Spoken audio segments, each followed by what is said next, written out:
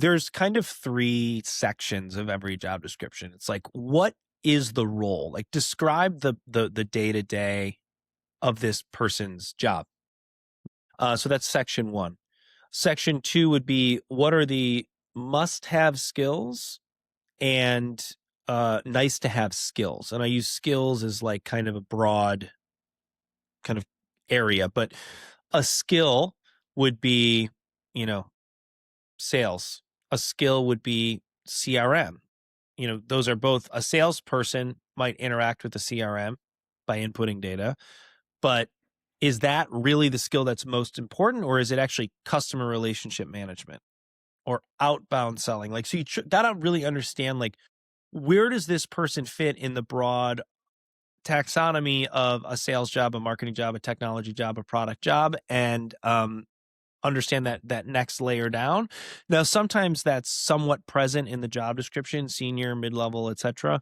So like how many years of skills you would need, but you really need those very specific skills so you can actually do some skills-based sourcing and hiring, which is different than sort of basing it on a quote unquote resume of overall experience, which also needs to be included, which is sort of that third section of the job description, which is like the ideal candidate will, right, want this sort of cultural environment. These are like the preferences, a little bit more subjective on both sides,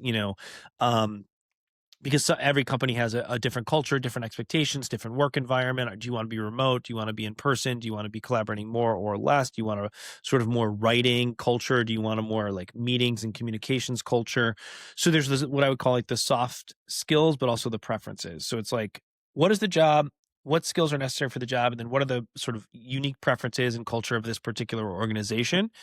And it's, I think, very difficult for an individual hiring manager within a company to be able to truly understand all of those things.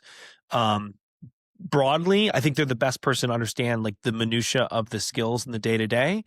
But I think you have to, if you're a recruiter inside of an organization, you need to be able to help a hiring manager put their goals and objectives and needs inside of the context of the broader hierarchy of that business and of that mission and of the product and whatever it is that they're building, right?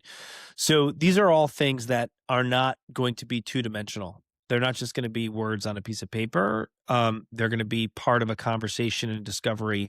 And when we're working with a client, when we were when I was in the staffing firms, the best way to really take in a job order is to meet them at their office and see their office and meet some people on the team, right? And if you spend a few hours doing that, you're going to learn.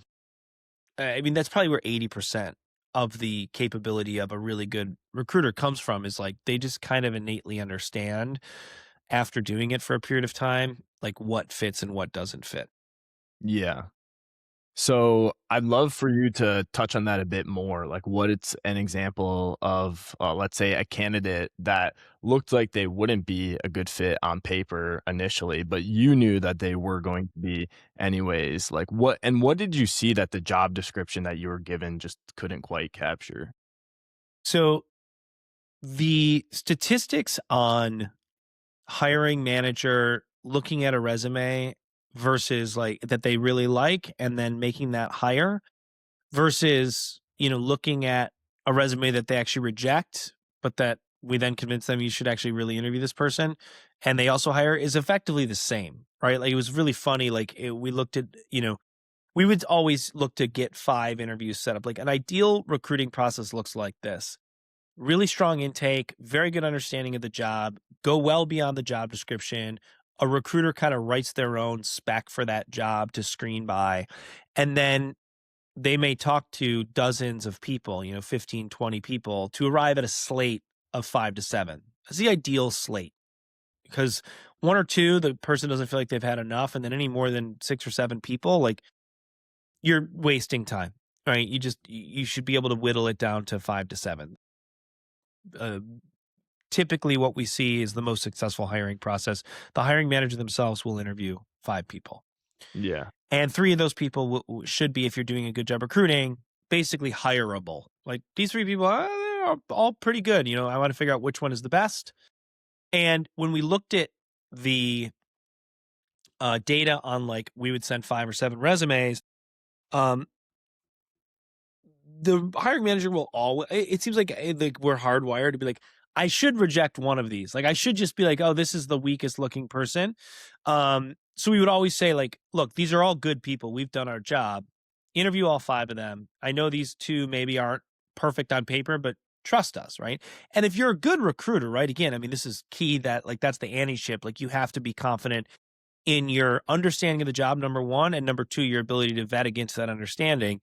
And then once you get to that 5 to 7 person slate, everyone should basically be like, you did not waste my time with this person, but they're not quite right for these 1 or 2 reasons, which also then informs your search process. So typically, if you do get those sort of 5 people in front of them, you're going to get feedback to not only get the 2 or 3 best ones back in, but maybe now you get 1 or 2 even tighter matches out to maximize the chance that the hiring manager kind of gets that great hire. So it was never there was no statistically relevant data that we found that like a resume that someone rejected was also equally rejected in the interviews. And a lot of times anecdotally, you'd say, "Hey, thanks for making me meet her." Cause like, at first I didn't think that the skills were relevant, but like, wow, I was super impressed. She didn't, represent herself on her resume as great as she actually was.